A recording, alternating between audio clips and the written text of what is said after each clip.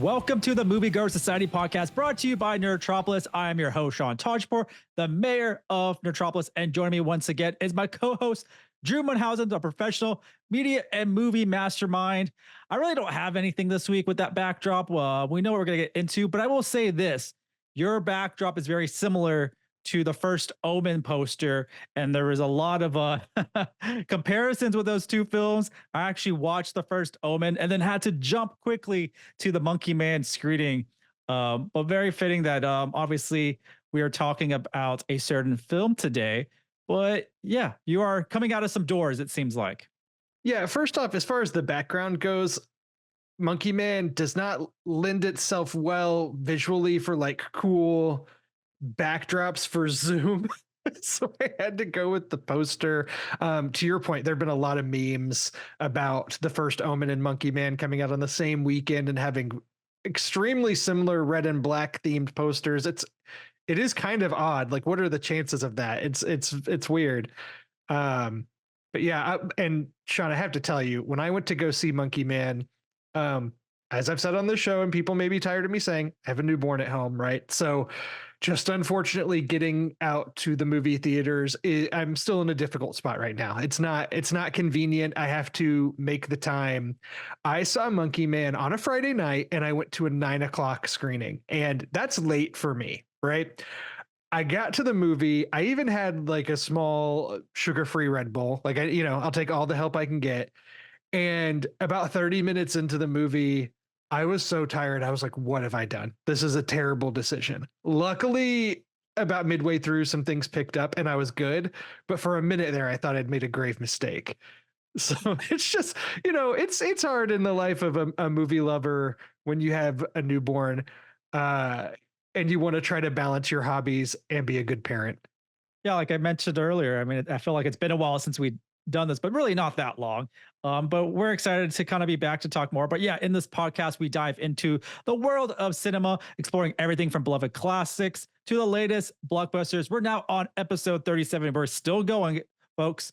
And we're going to head to India to witness the legend of Hanuman in Monkey Man. And before we get into all of that, we make sure you can follow us online. You can find me on every single social media platform at Sean Taj. Nerdtropolis, you can find at Nerdtropolis. And don't forget to visit nerdtropolis.com for your daily dose of movie news, reviews, interviews, and trailers. And Drew, where can they find you when you're not contributing to Nerdtropolis? You can find me at Drew Munhausen on all the different social media platforms. I'm trying to be more active in the Moviegoer Society group on Facebook. And of course, logging what I'm watching over on Letterboxd. I'm all over the place. Also, don't forget to catch up on the past episodes of the Moviegoer Society and tune into my podcast, Real Insights, on Spotify, Apple Podcasts, and of course, the Nerdtropolis YouTube channel. I dropped a couple pretty good interviews, I think so. But a really surprising one is I got a chat with Elizabeth Hurley and her son Damien, who makes his directorial debut. But also, I just dropped talking to Don Mancini, the Chucky creator, which was a great conversation. So I'm super excited for that. All you moviegoers out there, we got advanced screenings to the Ministry of Ungentlemanly Warfare. That's a tough one to say sometimes. So if you're in Texas, we got you with some free advanced screenings. But also if you're in Boston, Massachusetts, we got you taken care of there too. So just head to nerdtropolis.com, click that advanced screening menu option, and you'll see. And that's a good place to really bookmark. Drew has not been to the movies as much as possible, but he has watched some things that I also watched at home. We have reviews up. One is the Steve Martin documentary, and the other one's Lisa Frankenstein. You can catch both my reviews on there. But Drew, let's start off real quick about the Steve Martin documentary. What did you think about that? Yeah, I wanted to mention this just because it is on Apple TV Plus, and I subscribe to it. So anytime there's something new that drops that I actively want to watch, that's a plus that justifies my subscription. I thought so. This documentary, it's directed by Morgan Neville, and it's told in two parts, and both of them are about 90 minutes long. And the first half is more about Steve Martin's stand-up career pre-movies, and the second half is about his movie career. And it was pretty fascinating to me because I guess I just, as somebody where Steve Martin's prime of his stand-up career was before I was born, I didn't realize how big of a deal he was in his prime. And so that was very eye-opening to me. But I probably liked the second half of the documentary more, talking about all of his movies. Overall, I thought it was solid. It's very long. Like I don't know if this needed to be 3 hours long total between the two parts, but for the most part, I thought it was pretty solid. I'm with you. I thought the first part was really, I'm going to say it was boring. Not as exciting, nothing I could really relate to because it is definitely before our time, but I'm sure everyone else that was around loved seeing that. Part two really elevates, and I really love it. Especially, I think the issue I have with part one, a lot of audio. It really wasn't visually pleasing. You had a lot Mhm. of photos, not really much video, and just a lot of voiceover. And you don't really get to see Steve Martin really Yeah, as he's not today. physically present. Like the current Steve Martin is not present in that part, but he is in the second half, which I agree. I liked seeing that. So I part liked two seeing is a whole him. different documentary and a much better I thought so because it's obviously Steve Martin telling a story. I wish they really did it throughout both parts. I think Michael J. Fox is still is one of the best documentaries on a prominent actor that I've seen in recent times, and I wish they kind of took some pointers on that because it's really Michael J. Fox just telling you everything and then them showing you things. But yeah, this was a two-parter. Didn't really need a two-parter, but it's really good. Steve Martin is one of my favorites, and his relationship with Martin Short is really precious at the same time. And I learned a lot that I didn't know. There's a lot to learn about Steve Martin. But yeah, I have my review along with others real quick before we get into some Lisa Frankenstein that I did a review of as well. But you can catch Civil War, The First Omen, Godzilla X Kong, and of course the Steve Martin documentary and The Long Game, all on the Nerdtropolis website. There's so many reviews up right now. It's pretty wild. Lisa Frankenstein, I got to watch in theaters. I enjoyed it. Drew got an awesome Blu-ray delivered to his doorsteps to catch this movie. What did you think about Lisa Frankenstein? Yeah, I missed this one back in February. I wanted to see it. And so it was very nice of them to send me a copy to review. And plus, I'm a physical media hoarder. So I'll take all the Blu-rays that I can get. And overall, I didn't think it was perfect. I had some issues with it, but my main takeaway from it is that I thought that Zelda Williams is a very promising filmmaker. Like obviously the daughter of Robin Williams, and there's a lot of style in the movie, and I thought that it was pretty well done from that standpoint. And it really has like kind of a Tim Burton-esque feel to it, but with like a hot pink 80s color palette that I dug. I think that overall the movie, it's not even that long, but it felt way longer than it was. And it's a lot of like two people talking to each other, and overall I thought it did some interesting things. There were some was one shocking moment in particular that like my jaw dropped, and it was very funny. But overall it was okay, but left a lot of promise, I thought.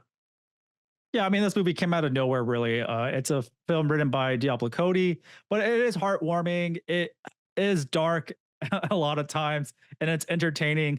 I think what I really wish it did is lean more into the horror aspect of things. It does at a lot of times, but harder. And you can tell it's a small scale film. I wish the 80 sets were much larger. I wish kind of the story was much larger. It's a very micro story, and it's a lot of craziness happens. I don't want to spoil to everyone, but it is worth watching. It is actually a pretty good film, and to be honest, probably my favorite film I've seen Catherine Newton in. I'm not like the biggest fan of hers, but she won me over in this. Surprisingly, I thought she nailed it and was all in as her character, who goes through this wild transition. I really like her.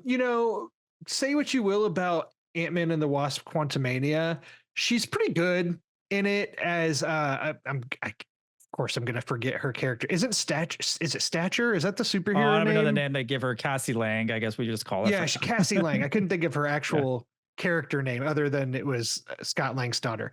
I think she's okay in that. She's good in Freaky, the body swap horror movie, considering what she has to do. Like, she has like she's possessed by essentially a serial killer who doesn't talk much. It's just kind of crazy, but she's at least having fun in that. But I agree. I thought she was really good in this, and there's a lot of practical effects. Carla Gugino's in this, and she's very over the top and silly, but it was just nice to see her in a movie, something outside of the Mike Flanagan Netflix universe, because does a lot of those shows. But overall, I thought it was okay. I think it'll get kind of a cult following. This seems like it would really appeal to like the Netflix Gen Z crowd. It's actually streaming on Peacock right now, but I think this is going to be one that in a few years people are going to be like, Lisa Frankenstein, good Halloween or Valentine's Day flick if you're looking for something kind of horror adjacent at one of those holidays. Yeah, it's a really cool film, cool concept. Really enjoyed it. So very promising for Zelda Williams for sure. Um, yeah, we're gonna transition right now, Monkey Man, but like we just talked Lisa Frankenstein, kind of a fun horror film. But before I saw Monkey Man, I saw the first Omen, and I will say that my full review is on the website. Drew didn't get a chance to watch this yet, but Drew, I would tell you, Blumhouse needs to take notes from this film.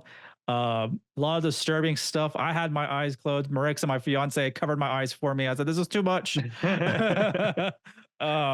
Very impressive. Like, not your typical horror film. Very psychological, and really just is trying to tell a full story. And a lot of shocking moments for sure. And that, and also my Civil War review is also live, which we'll probably hopefully talk about soon. But if you end up watching Civil War before we get talked about it, watch it in IMAX or the biggest screen possible, but preferably IMAX. I had a crazy awesome experience on that. Monkey Man. Sean, the daggers are flying here, Sean. You know, I got to see Monkey Man, thank goodness. I haven't been able to see the first Omen, which I didn't necessarily have that much interest in. Like an Omen prequel, like this is such, you know, we've treaded this territory before with horror and horror prequels many times. And do we need an Omen prequel? And then the buzz started to be pretty positive, and that this movie is very, very good and has some good scares and very demented. Haven't been able to see it yet. It's killing me. And then I was supposed to go to the Civil War screening with you. I unfortunately was not able to go just due to some childcare issues, and it's killing me, Sean. I'm so jealous. I'm gonna see Civil War. We're gonna have an episode on it. I wish it could have been up sooner, but I will see this movie and we will get to talk about it. And I'll look forward to that time when we do talk Civil War. But yeah, right after the first Omen, jumped straight to Monkey Man. They did some back-to-backs for us. It's really tough. But Monkey Man is this film that is got a lot of praise at South by Southwest, and I was wondering why. But it's obviously after watching this, I know why. It is a film about a young man that unleashes a campaign of vengeance against corrupt leaders who murdered his mother and continue to systematically victimize the poor and powerless. This is a film that Dave Patel, who I know from Slumdog Millionaire, that's my first introduction to Dave Patel. I'm not sure where everyone else got him from, but he has a lot of great films. Also, you watched, I don't know if you watched this one, I believe. What's the way? The Green Knight? I have yet to watch that. Oh, it's very good. He's very good in it too. I heard that. So after watching this, I really want to go watch The Green Knight. But Dave Patel not only stars in Monkey Man, he directs Monkey Man, and the story is from him. And he really showcases his talent in front and behind the camera. I was really impressed that this is his directorial debut. I know during South by Southwest, he's got like a standing ovation. In our theater, when the film ended, everyone started clapping. I haven't been in a movie in so long that people clapped at the end. I knew it's kind of coming. I was like, come on, guys. Like, I feel like this is a movie that I would clap at. And to my surprise, the whole theater just started clapping. Because his performance offers a really unique energy from an action star that I haven't really seen in an action star. It's like you see a birth of one, which is Dave Patel, especially as a director. I was really amazed. What was your first reaction after watching Monkey Man? So I have a lot of thoughts, but before I get into, I want to ask you: are you familiar with kind of how this movie came to be, or what it went through from the production side? A little bit, and you can fill in some blanks, but obviously Dave Patel had already made this movie and was shopping it to Netflix, I believe, and Netflix passed on it before. So actually, I think Netflix had ordered it. He was making it with Netflix, and then I think it started to kind of pan out to be that they were like a little worried about what it was and about the Netflix audience. And so they started kind of quietly shopping around and we're maybe going to give it to another streamer. And then it was Jordan Peele who saw the movie and was like, this needs a theatrical release. And I think helped work with Dev Patel to just like shorten it a little bit, cut it in, Netflix movies, especially from auteurs, are notoriously long and kind of bloated. It sounds like maybe Jordan Peele helped to kind of cut it down to give it a theatrical release. But yeah, he started shopping this around or started to, and they announced it back in 2018. So it's taken a long time for it to come to fruition. But it seems like this movie kind of went through a lot, but now it's finally here and in theaters. I mean, Dave Patel went through a lot. He said he had a broken hand doing this film, and I'm sure this was a vigorous just journey of his to get this movie to hit theaters. And I mean, he deserves all the praise, to be honest, for what he went through and what he offered. And yeah, so after watching this, what was your first reaction of his directorial debut? Overall, I liked it. The comparison that gets thrown around by everybody, we're not original at all by saying this, but like it gets a lot of John Wick kind of comparisons, and it's an apt comparison, although there's a lot more, I think, like politically and thematically in Monkey Man as opposed to John Wick, which there's just more kind of a true story than revenge story. There's honestly more story than what John Wick really is. It's much deeper and a better backstory, I think, as well. A more authentic backstory than what John Wick is. And I know Patel said he wanted to make his Indian heritage a big influence in his film, and also allowed for the Hydra community to shine, as we'll talk about, as fierce warriors. And so, yeah, this movie is really strong with representation for sure. It is. And I think that overall, a lot of that backstory is overall successful, albeit a little bit messy. I think that there's, like at the beginning, I was kind of in a whirlwind. I'm like, what exactly is happening? And then finally, there's kind of a reveal midway through, or like that really goes into Dev Patel's character's backstory and kind of what's going on. And from there, I was good. So I find some of the storytelling and backstory to be a little bit messy at times, but overall, the action itself is shot really well. And I think that Dev Patel's not somebody who you associate with action scenes or like a John Wick, like a Keanu Reeves. But he's very believable in this and came across, menacing and like he could beat you up. It was well done. At the end of the day, the story for these kinds of movies can be whatever, as long as the action is satisfying. And I think the action was very satisfying. So overall, I came out of this liking it. I think it's a super promising directorial debut. I would love to see what Dev does in the future. You talked about his filmography a little bit too, not in like a whole lot of big franchises or big budget movies. There was an attempt there with the last Airbender movie, which, notoriously did not go well. But it's really nice to see him front and center in a movie that's getting a little bit more attention. The Green Knight, I think, did well. I think this is getting more buzz from a mainstream perspective. And to be honest, we're going to sound like a broken record, but the whole John Wick stuff really helps too. It's not comparable. It's the type of action being offered and just the brutality, I guess. That's really what this film can be compared to about the John Wick franchise and films similar, is the brutality of this film that is definitely rated R and leans really hard in the rated R aspect of it. So that's where the comparison really comes from, and it ends there. It's just the awesome choreography of the fights and the action and the blood and the killings. I mean, it is it is full on entertainment when you get full on action. It does get sluggish, but I really cannot, put at fault for the story. The story is so great. And it's just kind of sprinkled in throughout, which does slow down the pace, and you're just like, what's going on? What's next? The buildup is a little tough, but I feel like every moment is worth it and it makes sense to where it ends. I thought his performance as Kid was awesome. And I really love the supporting cast, especially there's a couple of people I want to shout out, but Bash, who plays Alfonso. It's kind of like his sidekick a little bit, but ends He's up pretty being funny. he's really good in this. And Sikandar Kerr plays Rana. I think he's in what is it? Was he in RRR at some point? I think he's in RRR, I don't know. or maybe that was someone, or that was someone else.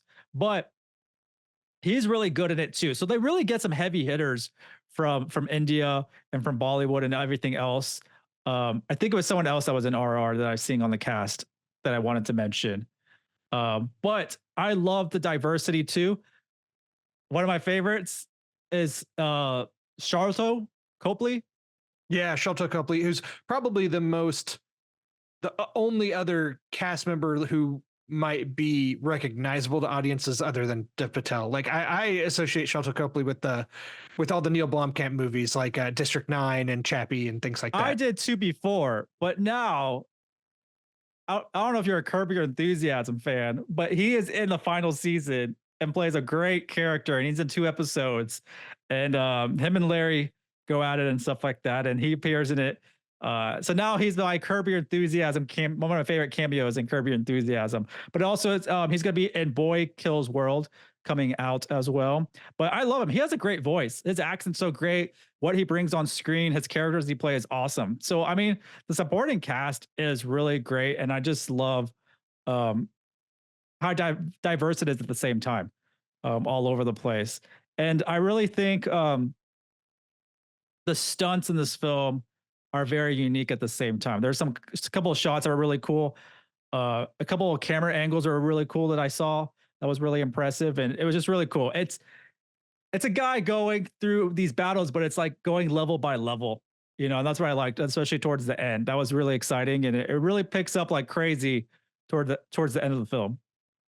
I just realized that Dev Patel's younger than I am, and that he's only 33 years old. He'll turn 34 this month, and I mean that's really impressive too. When you make the John Wick comparisons, like Keanu Reeves is 59 years old. He's almost 60, and now you have this. We've got Dev Patel who's still so young, and there's still so much ahead of him in his career. We have a lot more of Dev Patel to see in the years moving forward, which is exciting. So when you get a directorial debut from somebody so young like this, who's already like a pretty established actor, it's all roses from here, right? Like it can only get better for him. No, there is so much that he is going to be delivering. I'm super excited that this film finally made it and got a theatrical release. I'm telling you, everyone in the theater had a great time. I was glued, really enjoyed it. And like I said, the applause at the end, I was like, yeah, well deserved. I really like, I mean, there's a lot of comedy too in this film, if you think about it, it really gives us everything, especially the little getaway, the little getaway car. You can see me already chuckling about it. I love it. Yes. The getaway car is amazing, but yeah, he's going to be an action star, a dramatic star. I mean, he was already a star to me before. I'm surprised we haven't seen him that often. To me, he's a name I already know. You say Dev Patel, I know who exactly you're talking about. But he's young, and his filmography is not as extensive as it could be. But hopefully, this really opens the door. And yeah, I want to see him tackle more action for sure. And this is one I'll just say: if you go into this and you're sitting in the beginning, the first half an hour, and you're kind of curious what's going on, or you're feeling it's kind of slow, just wait. Not very long into it, there's a bathroom fight scene, and that was the moment that I was all in. Like from there, the movie moves. It slows down a few times, but never enough to really feel like it's dragging. From that moment on, I just felt like I was totally in.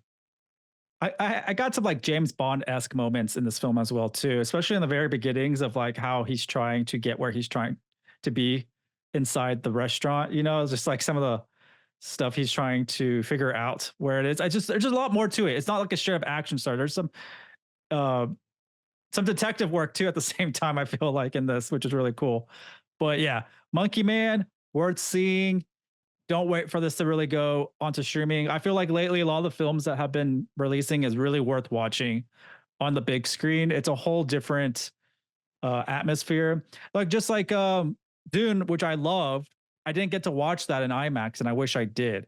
I just feel like a lot of these movies need to be shown on the biggest screen possible. And to me, honestly, I'm watching lesser and lesser movies on at home. I'm actually watching series which are made for the smaller screen TV, or even just like anime I'm watching. I'm rewatching My Hero Academia right now, which is on Netflix.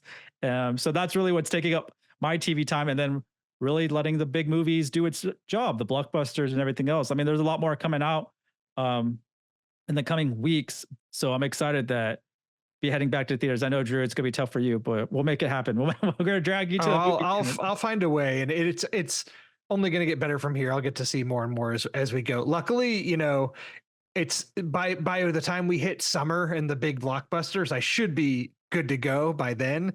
But right now, I'm still in that early newborn phase, and I got to be around to help my family, so I get out when I can. I just have to carefully plan everything. But you got to see Monkey Man, so did I. It's a must watch, like really a cinematic experience. It's really awesome. A lot of action, heartfelt emotion, and groundbreaking representation. Like I really love that trio right there. So yeah, definitely recommend that. I gave it, to be honest, a 4.5 out of 5 stars. Drew, what about you? I'm probably like a 3.5 out of 5. So still very positive. No, very positive. I thought, for someone's directorial debut, you couldn't even question it was a first time director. Pulling double duty in front of the camera, behind the camera, with a broken hand, doing those fight scenes. I mean, such a great story, even just making of the film. So very impressive for sure. So for all of you tuning in, make sure you're leaving a comment, you're sharing our podcast, you're clicking that thumbs up button. Make sure you're subscribed to like the channel. You're following us on Instagram, everything. There's a whole list of stuff, but it's all on our website, nerdtropolis.com. So we appreciate all y'all for tuning in. Once again, Drew, where can they find you? You can find me at Drew Munhausen on different social media platforms. You can find me here every week, the Moviegoers Society. And, you mentioned old episodes, and I just want to shout it again. Our Monsterverse episode on Godzilla X Kong, the new Godzilla Kong movie. That episode seems to be doing really well. It's very popular on YouTube. So check it out. If you're just now coming to that movie, go check out our episode on it. We got lots of good stuff. Godzilla always wins. And real quick, that episode's doing amazing. Thank everyone for supporting. We are close. We just crossed over 10,000 subscribers. We started the year with like just over 1,000. We're growing like crazy. We're going to hit 11,000 soon. On Facebook, we're nearing 100,000 followers. It is really awesome. So we appreciate everyone out there. So thanks again for joining us for another episode of the Moviegoer Society. Once again, I'm Sean Tajipour, the mayor of Nerdtropolis, and we will see you at the movies.